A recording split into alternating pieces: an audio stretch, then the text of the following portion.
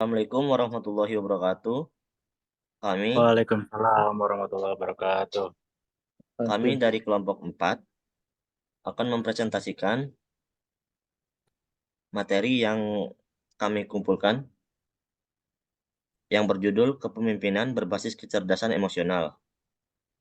Kelompok kami terdiri dari yang pertama Mas Erik Alfian, yang kedua Dea Gita Wijaya, yang ketiga Ibrahim Setiawan, yang keempat Muhammad Fahmi, dan yang terakhir saya sendiri Abdus Somad. Dalam presentasi kali ini, kami akan menjelaskan mengenai kepemimpinan berbasis kecerdasan emosional, faktor-faktor yang mempengaruhi kecerdasan emosional, dimensi kecerdasan emosional, dampak kecerdasan emosional bagi organisasi, dan emosional kompetensi inventory. Tanpa berlama-lama, mari kita mulai.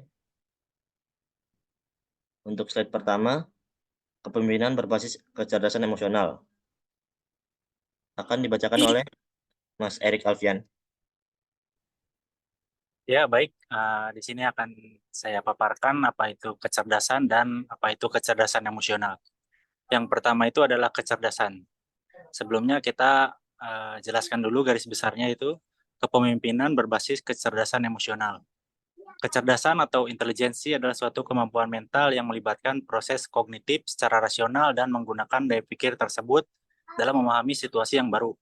Kecerdasan emosi atau emotional quotient meliputi kemampuan mengungkap perasaan, kesadaran, serta pemahaman tentang emosi dan kemampuan untuk mengatur dan mengendalikannya. Kecerdasan emosi dapat juga diartikan sebagai kemampuan mental yang membantu kita mengendalikan dan memahami perasaan-perasaan kita dan orang lain yang menuntun kepada kemampuan untuk mengatur perasaan tersebut. Oke, selanjutnya, apa itu kecerdasan akan dijelaskan oleh Mas Fahmi.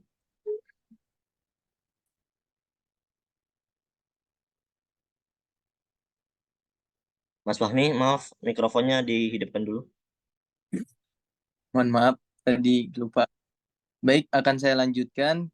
Kecerdasan, hakikat kecerdasan adalah kemampuan untuk menyelesaikan permasalahan aktual melalui proses pembelajaran, pelatihan, dan perolehan pengalaman.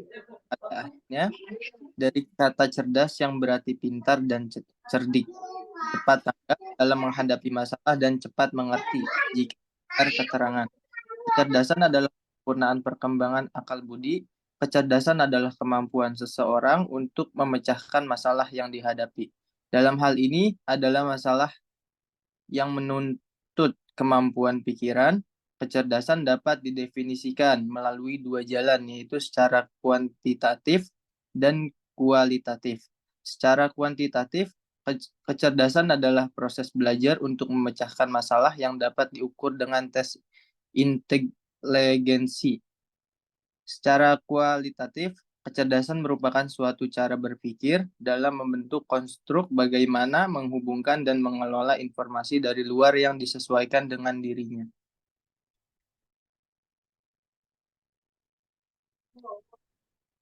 Selanjutnya, apa itu kecerdasan emosional akan dijelaskan oleh Mas Dia Gita Wijaya. Oke, baik. Poin selanjutnya itu adalah kecerdasan emosional.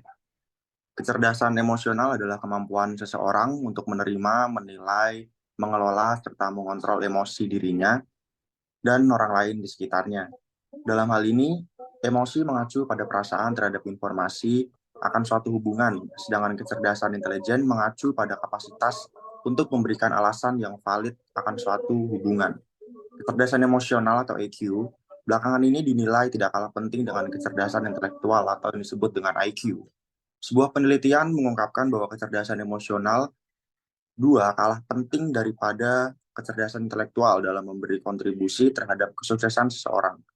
Kecerdasan emosional dapat dikatakan sebagai kemampuan psikologis yang telah dimiliki oleh tiap individu sejak lahir. Namun, tingkatan kecerdasan emosional tiap individu itu berbeda. Ada yang menonjol dan ada pula yang tingkat kecerdasan emosional mereka rendah. Tingkat kecerdasan emosional pertama kali dilontarkan pada tahun 1990 oleh dua orang psikolog, yakni Peter Salovey dan John Mayer. Dalam hal ini diartikan bahwa kecerdasan emosi atau emotional quotient atau EQ meliputi kemampuan mengungkapkan perasaan, kesadaran, serta pemahaman tentang emosi dan kemampuan untuk mengatur dan mengendalikannya. Kecerdasan emosi juga dapat diartikan sebagai kemampuan mental yang membangun kita, mengendalikan dan memahami perasaan-perasaan kita, dan orang lain yang menuntun kepada kemampuan untuk mengatur perasaan-perasaan tersebut. Kecerdasan emosional merupakan kemampuan untuk menggunakan emosi secara efektif untuk mencapai sebuah tujuan, serta membangun hubungan efektif untuk meraih keberhasilan di tempat kerja. Oke, slide selanjutnya.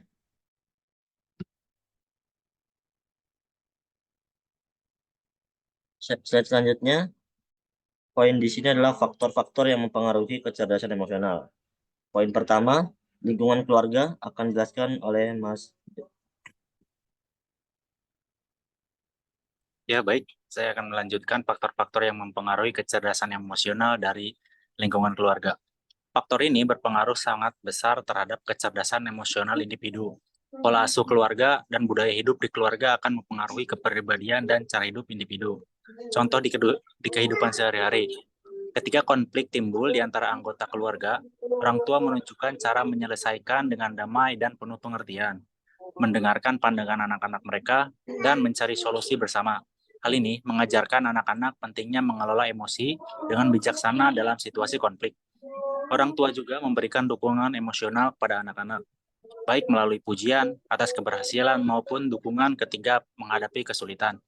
Ini membantu anak-anak merasa diterima dan dicintai, memungkinkan mereka untuk mengungkapkan perasaan dan meminta bantuan ketika diperlukan. Poin selanjutnya, lingkungan masyarakat akan dijelaskan oleh Mas Fahmi. Baik, saya akan menjelaskan dan melanjutkan faktor-faktor yang mempengaruhi kecerdasan emosional lingkungan masyarakat. Faktor ini mempengaruhi perkembangan fisik dan mental.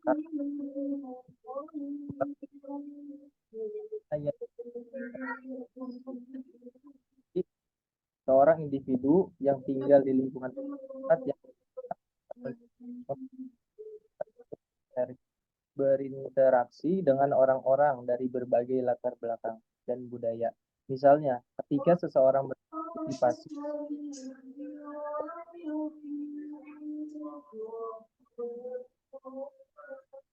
yang dalam proses ini, mereka belajar untuk menghargai keberagaman dan mengembangkan empati terhadap orang lain. Selain itu, melalui pengalaman hidup dalam masyarakat, seorang juga dapat belajar mengelola emosi dalam situasi yang berbeda. Misalnya, ketika menghadapi tekanan dari pekerjaan atau masalah dalam hubungan interpersonal. Seseorang dapat belajar untuk mengelola stres, memahami perasaan mereka, dan mencari dukungan dari teman-teman atau keluarga. Lalu selanjutnya, faktor yang mempengaruhi kecerdasan emosional. Poin ketiga adalah faktor fisik.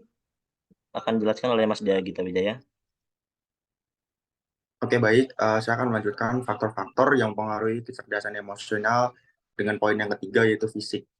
Bagian fisik yang berpengaruh adalah anatomi syaraf, emosinya, dan bagian otak yang digunakan untuk berpikir, yaitu konteks neokonteks.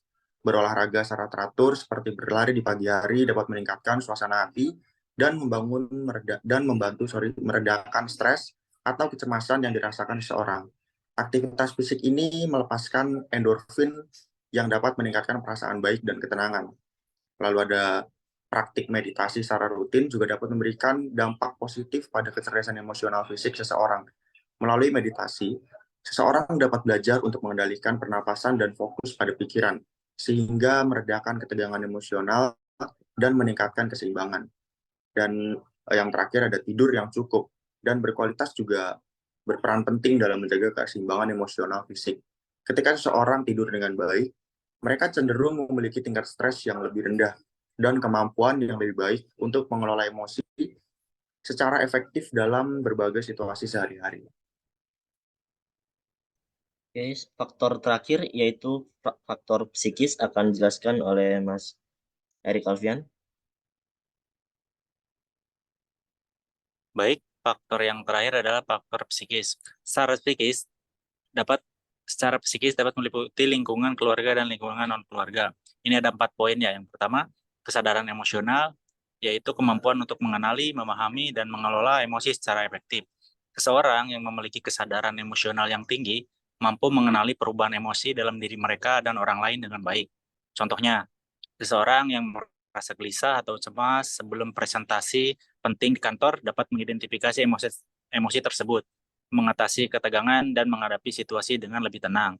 Poin yang kedua adalah empati, yaitu untuk memahami dan merasakan emosi orang lain serta merespon dengan pengertian dan empati. Seseorang yang memiliki tingkat empati yang tinggi dapat membantu orang lain dalam situasi sulit dan menunjukkan dukungan yang diperlukan. Sebagai contoh, seorang teman yang merasa sedih karena kehilangan orang terdekat dapat merasa terbantu ketika teman lainnya mendengarkan dengan penuh perhatian dan memberikan support. Poin ketiga, pemahaman tentang motivasi dan dorongan emosional. Kecerdasan emosional psikis juga mencakup pemahaman tentang motivasi dan dorongan emosional yang mendasari perilaku seseorang.